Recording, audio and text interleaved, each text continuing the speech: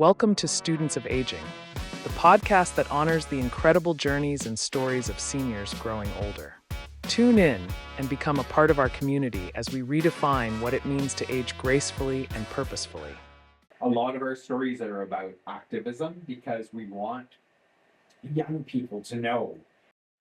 Welcome to Students of Aging, a series of podcasts curated and hosted by older adults where we share stories and talk about issues that affect our lives.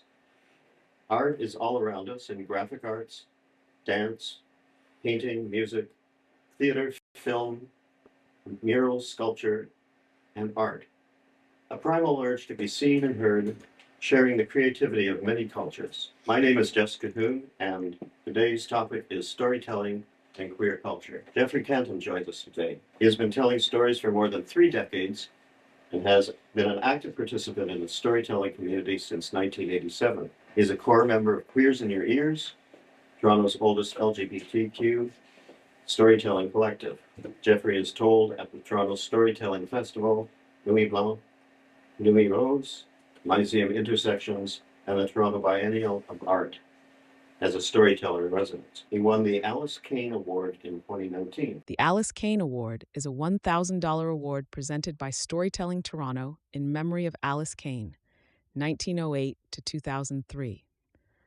One of the co-founders of the Storytellers School of Toronto, Alice was a much-beloved storyteller whose mastery of the art of storytelling made her an inspiration to many. Jeffrey, welcome. Thank you, Jess. Can you tell me a bit about your background and what got you involved in queer writing? Well, it was a bit of a circuitous route because on the one hand, I came to queer writing through reviewing. In the late 1980s, I really wanted to find a way to talk about books in particular, and so began a freelance career, which has engaged me ever since. And one of the very first interviews that I ever did was with an up-and-coming young Canadian writer whose name was Patrick Roscoe. And that brought me to the attention of Extra, who wanted an interview with Roscoe that was on the cover of the magazine. And for many years, I did features with writers, both gay and lesbian, and then eventually took over as the columnist for Between the Covers. But my route to storytelling was a little bit different because during this period of time, I was working for Toronto Public Library as a library assistant. And one of the things that I was expected to do was to do programs with young children. And it was suggested to me that I take a course in storytelling by two of the library's most esteemed storytellers, Frida Ling, who is the head of children's services, and Dr. Rita Cox, who is a renowned storyteller in Canada. And Rita taught me everything that I know about storytelling, but also saw in me a potential that she wanted to push forward. And so I started to tell stories, mostly folk and fairy tales, but I knew almost from the beginning that all those stories were basically heteronormative. There was no place for me in it. And as a queer person, I really wanted to tell stories about myself. And a friend and colleague, a mentor, Helen Porter, ran a storytelling festival that was called the April Fools Festival. It used to be held at the Bathurst Street United Church, just south of Bathurst and Bloor. And she asked me if I would tell a story, a queer story. And I can't believe I did this, but you know, I was so new to storytelling in some ways that I chose what I think was an incredibly difficult project. I was going to tell a story by Susan Sontag about the AIDS crisis. It was a very long and complicated story told in 26 different voices, each one for a different letter of the alphabet. And that was my beginning telling queer stories. And then I met up in the late 90s with Rico Rodriguez, who was a storyteller who I had who I knew but had never worked with, and he started a group in 1997 called Queers in Your Ears. They asked me in 1998 whether I would start to tell with them. At the time, I again was still telling stories that were connected to folk tales. And the first time I performed with them, I told a Boccaccio story that had kind of a little bit of a gender bender twist to it. Over time, we realized that as much as those kind of folk and fairy tales with a new queering to them were interesting, what was more interesting were our own lives. And so I can remember my very first queer story was called Jazz Baby, and I talked about um, how I had grown to love jazz music, but that one of my great heroes was the late Carol Channing. I loved her voice, An icon, yes. absolutely. And I remember she was in a movie. I think it was called Thoroughly Modern Millie, and she sang a song called Jazz Baby that went, "My daddy was a ragtime trombone player." My daddy was a ragtime trombone player. My mommy was a ragtime cabareter. They met one day at a tango tea. There was a syncopated wedding, and then came me. She was such a, well, basically, she was such a drag queen, even though, of course, she was a woman. She had all those exaggerated elements to it. And I just fell in love with her. And then from that point on, we delved deeper and deeper. So I've told queer stories about my own childhood and youth, moments where I was involved in activism of some sort or another. And over time, I've developed a repertoire that includes talking about queer history in particular. I really feel that storytelling is the perfect medium to talk about our community, because what storytelling does that a book doesn't is, first of all, there's the timbre of the human voice, and you draw your listener into the story in the way that you tell it. But as well, I think that there's an immediacy to hearing a story that is different from reading it. You can stop reading a book, but a story will just, if I'm telling you a story, I'll just tell it. You have to listen. But do you think that the storytelling and sharing your own life is as valued as an art form as some of the other art forms? Yes and no. Currently, we're in the midst of, I think of as a storytelling revolution with all these young people taking part in different kind of events, and a lot of podcasts which promote personal storytelling, like The Moth, for example, a very well-known storytelling festival.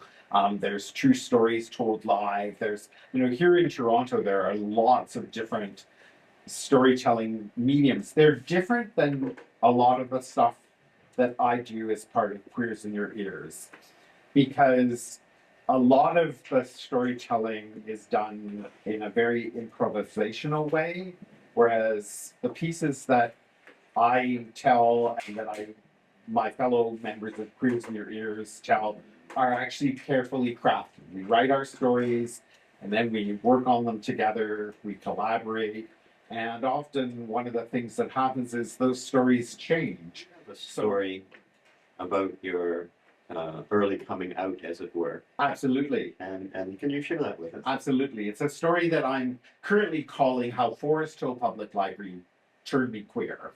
In 1973, I got a job as a page at the Toronto Public Library's Forest Hill branch. I was going to school next door at Forest Hill Collegiate, and so this was perfect. I'd worked in libraries before, and it was very exciting now to be part of a big public library system. As I was putting away books, I was being exposed to kinds of reading that I wouldn't have done. I wasn't much of a poetry reader, for example, at the time. But, because you had to put away whatever came in that borrowers had taken out, I discovered all kinds of different writers, and one of the books that I remember putting away one day was a book that was called The Male Muse, and it was a collection of gay male poetry edited by a Toronto-based writer named Ian Young. And I remember opening the book up, and I was 13 and I was already questioning my sexuality. I already knew that I wasn't something, but I didn't know what I was.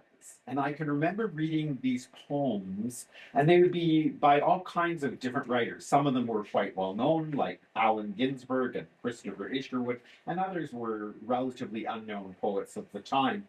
But it was so exciting to me because there was a sense of community in those poems and identity. And I discovered that over time, the Forest Hill Library actually had quite a lot of queer books. And that was because there was a young librarian. His name was Michael Pearl. Was just out of library school. And he was making it his mission to make sure that Forest Hill branch had lots of LGBT voices.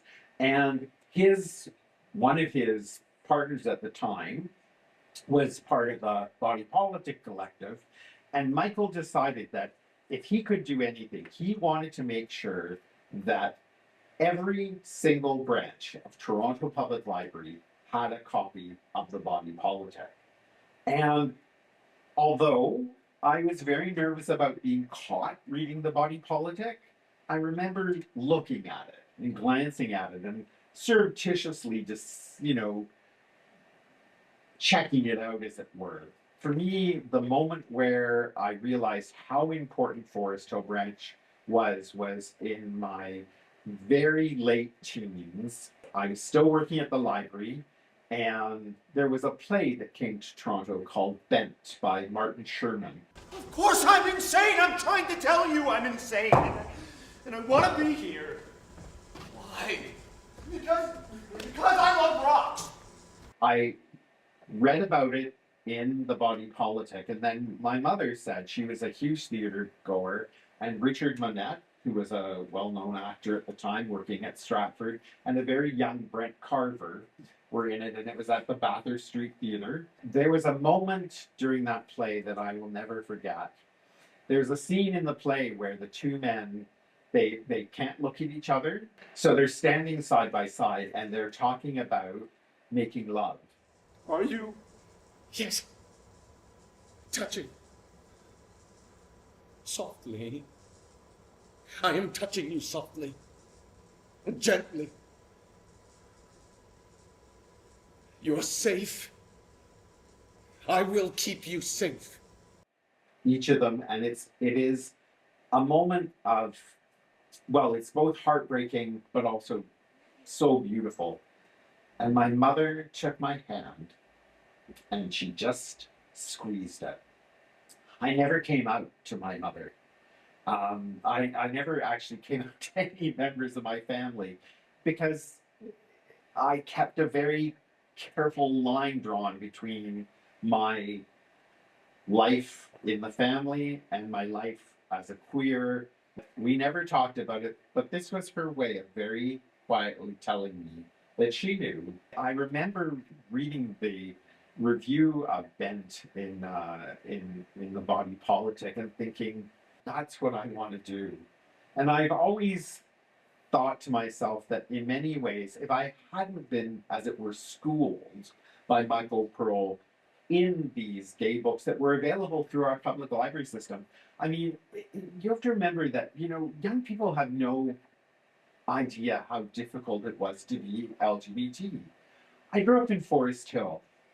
I went to Forest Hill Collegiate. There was one other openly gay person, and he was so out there that he scared the shit out of me. And I was terrified of him because he was everything that I couldn't possibly be. And all my friends and I, we went to the movies all up and down Yonge Street, and I had no idea that a block over in church was a gay community. Because who was going to tell me? But it was through things like the Body Politic that I discovered that we had a queer community here. and through the books that I read at Forest Hill Library. And so I always think to myself that I owe that library an enormous debt. What a great library system that it can turn queer kids even queerer, as it were, or show us who we really are. Well, thank you very much for sharing that. It brings a couple of questions because I know that you're very involved with the archives. Yes. And what's the body? They have a large collection of the body politic articles and magazines. How do you get involved with the archives, and what does that mean to you? I think archives are important because, again, they're repositories of information. People give them things, whether it's interviews or memorabilia, buttons. They collect magazines and books, and they keep our stories alive, as it were, even after we've passed. And I think now more than ever, as I'm, in my mid 60s now, I'm going to be 66 this year, and I'm realizing that we need to preserve this information. So one of the things that I do as a storyteller is I make sure that any shows that Queers in Your Ears do, or other shows that I'm connected to, are deposited in the archives so that there's a record of them as well. So I've told stories, for example, about the bathhouse raids and protests in the 1969 when the sex legislation changed. I've told stories about the AIDS crisis, and currently one of the pieces that I'm thinking about working on is about the first gay picnic, which was held in 1971 in August at Hanlon's Point. Because one of the things that really is important to me is to both preserve those stories, but make sure people know what they are. I mean, I grew up in Toronto. I had no idea until I got more involved with the queer community that Hanlon's Point was somewhere that was queer. The other thing that I've been in touch with the person who started the Glad Day bookstore, Gerald Moldenhauer.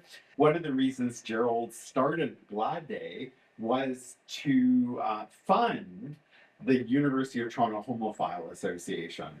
And we're always discovering hidden bits of our history. For example, when we talk about the attack on LGBT people who were civil servants, my history teacher in grade 9 was a man named Jim Scott, who had been a former civil servant and whose career was destroyed because he was openly gay.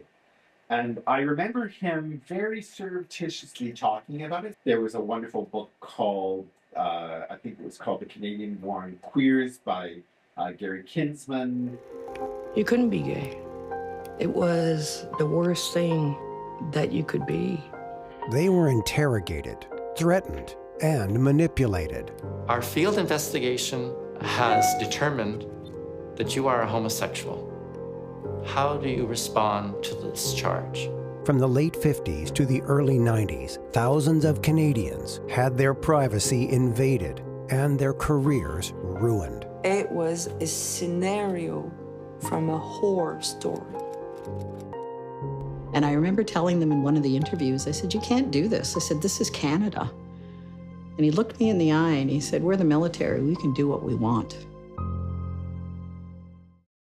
Now, of course, we have a monument going up in Ottawa to the victims of that purge.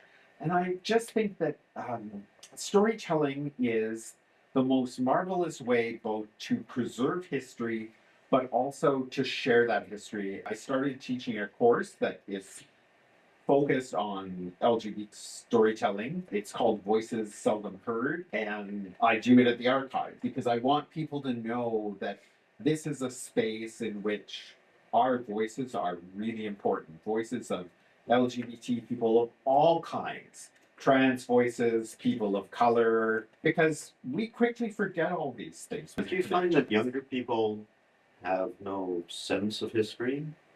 Or are they actually interested in the history of queer writing? When they hear about that history, they're very interested. There are some wonderful podcasts, for example, Making Gay History. And I think that, there's a lot of stuff going on. There are groups for people who are reading LGBT books. There's a wonderful page that's dedicated to telling stories of the men and women who died during the AIDS pandemic. And I think that those stories are out there, but we constantly pretend, I think, as a society, that everything's good with the gay community. As we're seeing right now, in this particular moment, and as we've seen for the last several years, everything's not great. No. And I'm going to share a story. I'm a writer myself. I worked with the Toronto Writers Collective, which then became the Writers Collective of Canada.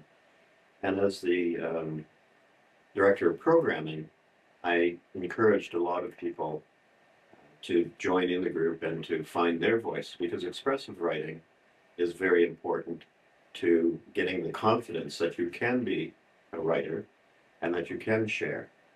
So this is part of my faux autobiography, out in innuendo and unpublished. But this is the chapter, beginning the chapter of the face of the pandemic. He lay under crisp white sheets, a shrunken, hollow shell of a man, no longer vibrant, vivacious, resplendent in his designer suits, shirts, and ties. An impeccable man, proud peacock of his kind, who defied self-loathing to hidden secret lives so many lived. And yet he lay there, defiled by longing, long, elegant fingers, now tenuous tendons, aching to be helped. We had come to see a friend and teacher, and to pay tribute to a kind and gentle mother, a caregiver who lost her own son to the gay plague, who, out of grief and compassion, had created a hospice, a shelter for victims in Sarnia. What anguish had she felt as she had to comprehend the finality of her child's passing and find the strength to give his death meaning by creating a legacy to honor him. And here, another victim in a large, white, sterile room. He lay there days after day, staring at the stark white ceiling, connected to life by two. Is this what infinity looks like? Silent footfalls on the industrial carpet. Feeling a disturbance, his head turned slowly and he smiled in recognition. His eyes focused, welcoming, hopeful. It's all right, you can touch him, Tom said. She left us alone. Hello, David, I said, my throat constricting. Hello, Jesse responded. How are you? So I think that this sort of covers a lot of stuff that was going on during play. People didn't know how to respond. Yeah. Was it possible to actually touch people, to kiss them, to be intimate in any sort of way? And I think that that's also been sort of brought forward again during the COVID crisis, where we were fear of other, fear of self, fear of something happening to us. The thing about COVID for me was that early on in the pandemic, I suddenly realized that I was being thrust back to the 90s and to the middle of the AIDS crisis. And all I could think about was how quickly the world was responding to COVID and how much the world had failed the LGBT community.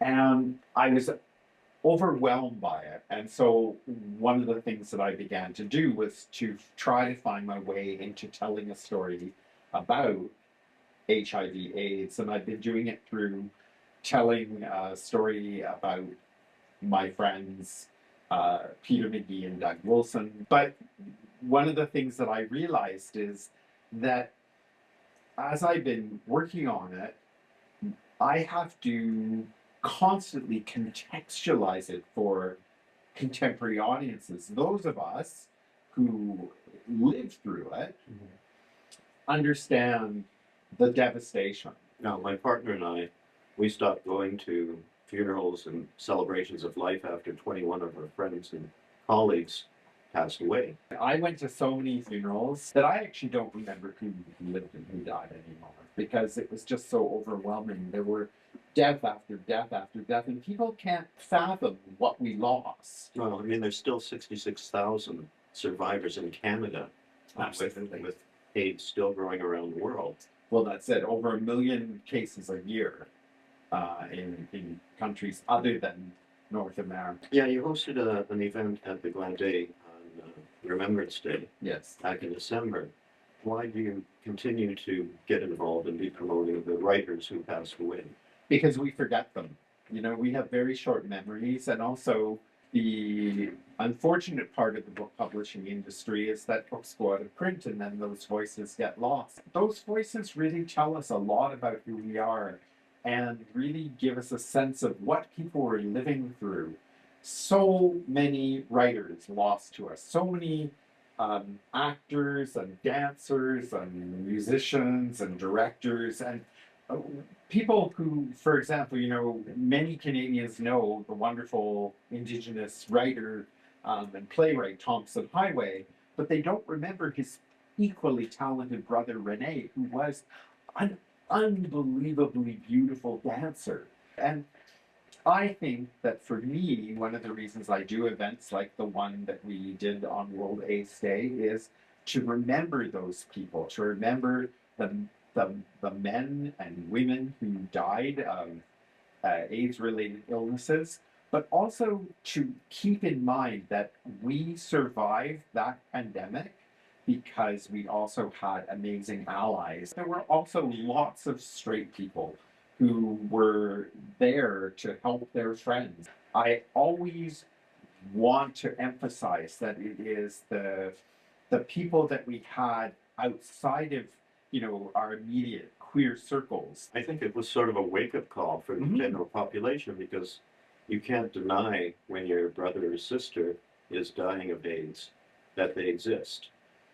So reaching out and helping them is very important. And I think, you know, like a friend of mine, he came out at his partner's funeral to his business colleagues, and that was really difficult for him. But he felt that he had to honor his partner, and so that was sort of an awakening moment for many people in the city, and having compassion and care was also very important. Absolutely. And so for me, reminding people that AIDS is still very much a part of our world. There is, for example, no cure for AIDS. There's no vaccine you can get. You know, here we are. 7 people have been cured. Right. Out of the millions of people who have died. And there are people who have had remarkable lives because of the AIDS drugs that, of course, now are better and better. We were doing stuff on the fly. People were taking chances and we had no support from our government. And, you know, I think this is why for me, COVID was so different, because here the government of Canada said, all right, people don't have an income, so we'll give you something. You know, it might have been for a limited time, but at least it was something that was there. There was no help for people with HIV/AIDS. And as you say, there were families that did come together, but equally, there were lots of people who were abandoned. And if they hadn't had their own unique queer families, not included, of course, gay and straight people, I don't know how some people would have passed out of this world with the kind of love and care that they did. So that's why so much of the work that I do tries to go back and to capture, to preserve, to celebrate the difference in things. A lot of our stories are about activism because we want young people to know that they can act up. You're doing an anthology currently of... We are. And what's that one about? So that's going to be stories that have been told as part of Queers in Your Ears over the last... We're going to be 30 years old next year, in 2026. And so it will preserve some of the stories that have been told over our time together as a collective. We've worked with all kinds of different performers, And we want to honor their stories and the way that they help queers in their ears establish themselves. But we also want young people to know that they have stories that need to be added to this as well. At this point, we're all getting into our 60s, and we want to create a next step for what happens to queers and queers when we're gone. We want other people to take our place and to carry on this tradition of telling stories about queer activism and also the ordinary lives of LGBT people. Are most of your stories and telling directed to queer audiences? Do you do exclusively queer audiences? No, not at all. In fact, one of the things that has always been very much a part of Queers in Your Ears is our original audience was the audience for the Toronto International Storytelling Festival, which is a very mixed audience. We are queer people and we tell queer stories, but our stories are really for everyone, because I think that one of the things that happens when you tell a story is you find ways of connecting. For example, one of the stories that I've told, we once did a program at the archives called "Good Fathers Are Hard to Find," and we had two tellers who were telling stories about good fathers, and then Claire and I had stories about not so good fathers. But again, they come in all shapes and sizes. That's right, exactly. And as we are people, there are lots of things that we share, regardless of what our sexual orientation is. Absolutely. And so this is the beauty of storytelling. We feel that storytelling is the way to really change people's minds about things. I remember when there was a group of us and we started playing hockey, and someone had created this opportunity at St. Mike's. And so we'd get together every Sunday morning and we'd play hockey, and eventually we created a hockey league with 3 teams. And the Toronto Gay Hockey League is now celebrating its 30th anniversary with 18 teams this year. I'm no longer with it, of course, but I'm really proud that that happened. But the important thing was that the father who was in charge of the arena said, well, I don't know if we should be allowing these homosexuals to play at St. Mike's. And the managers responded, they pay the bill. Exactly. This is a really difficult time for the queer community as a whole, but particularly for people who are trans. And there are all kinds of, there's all kinds of things out there that, people don't understand why people have to be trans and why they have to transition.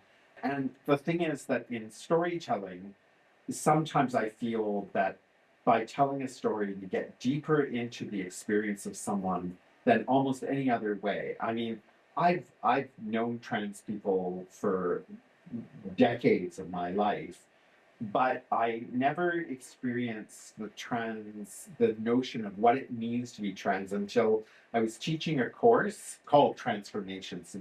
And I was working with a group of people from Ottawa, of which there were 3 trans tellers.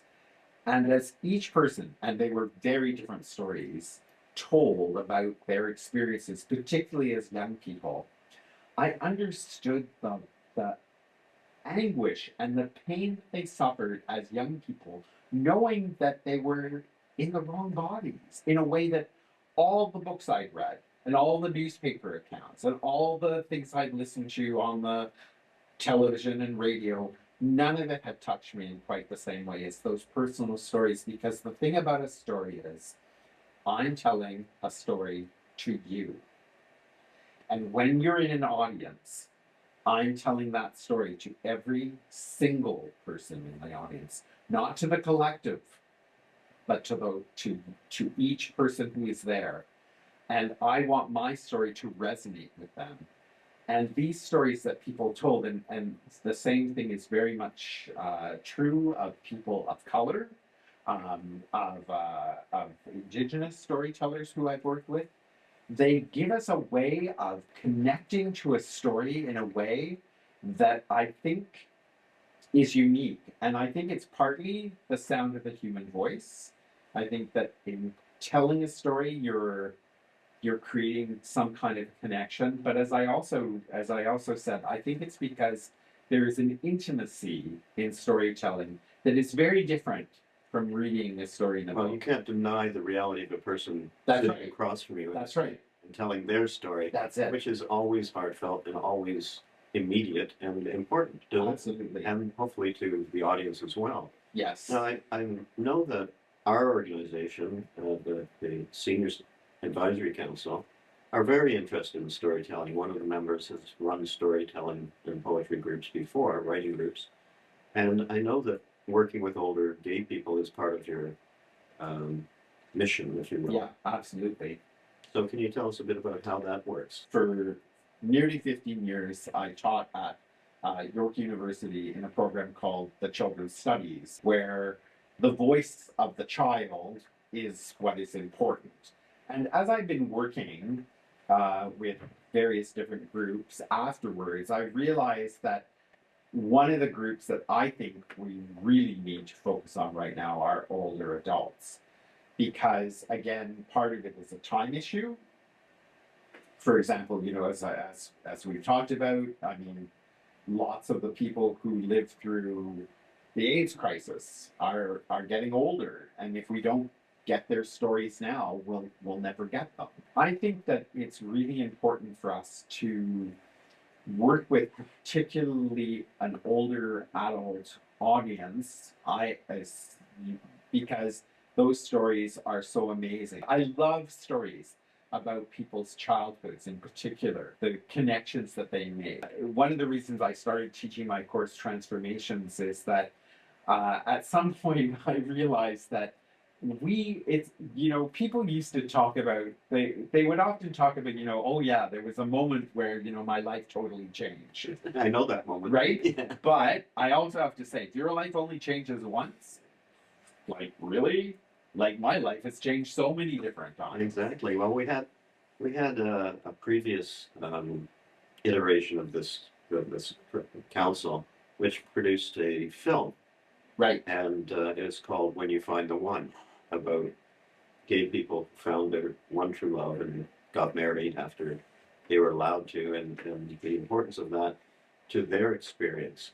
With a man. Peter made it very easy. He was affectionate, and I think he was understanding, knowing where I came from.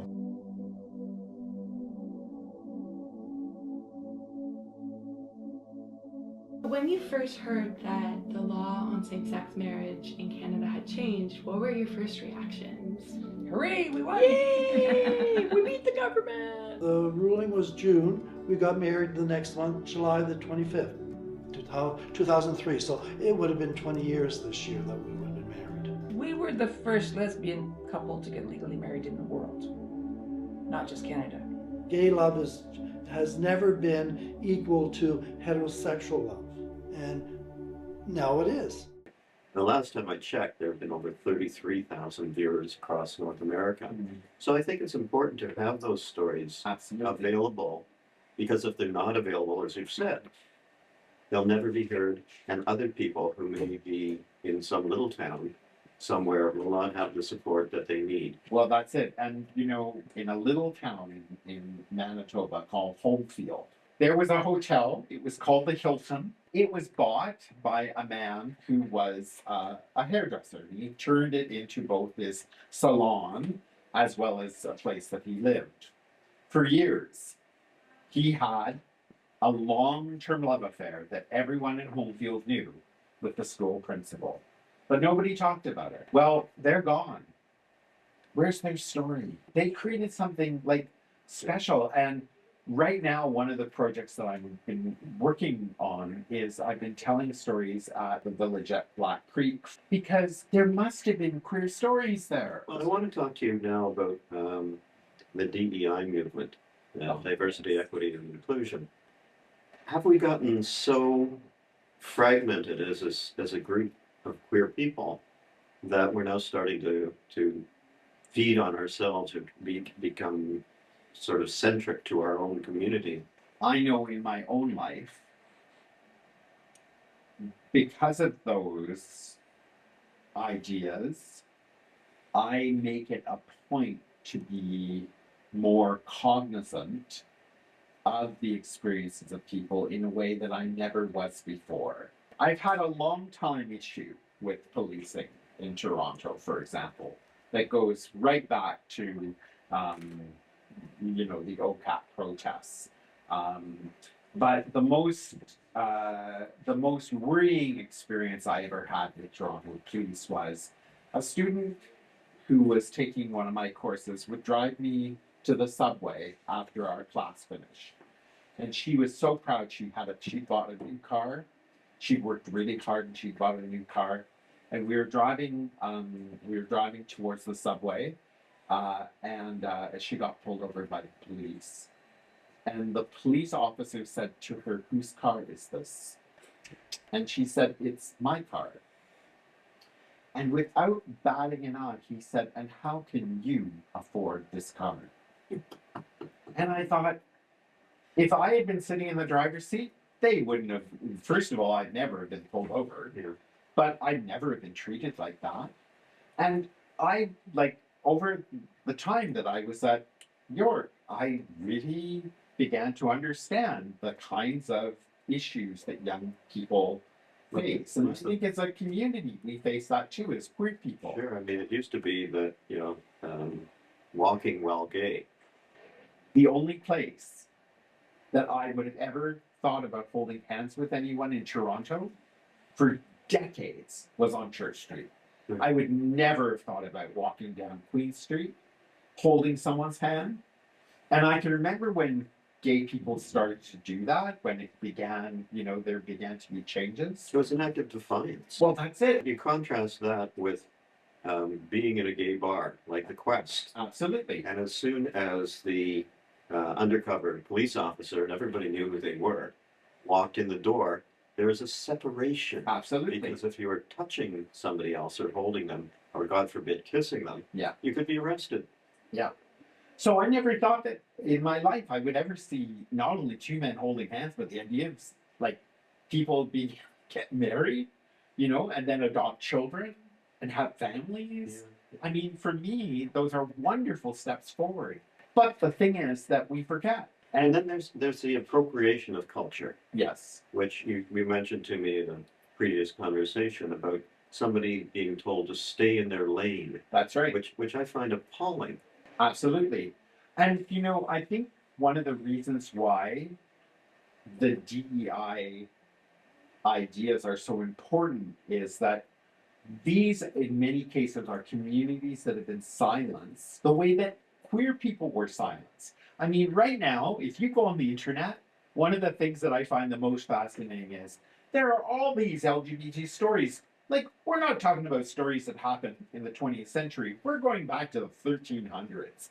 I mean, there's wonderful stories coming out because we're recognizing that there have always been trans people. There have always been queer people. There have always been gays and always been lesbians. But a lot of the time we silence people and we don't privilege their stories. And all those people who complain about the focus right now, for example, on Indigenous voices, I have no time for those people.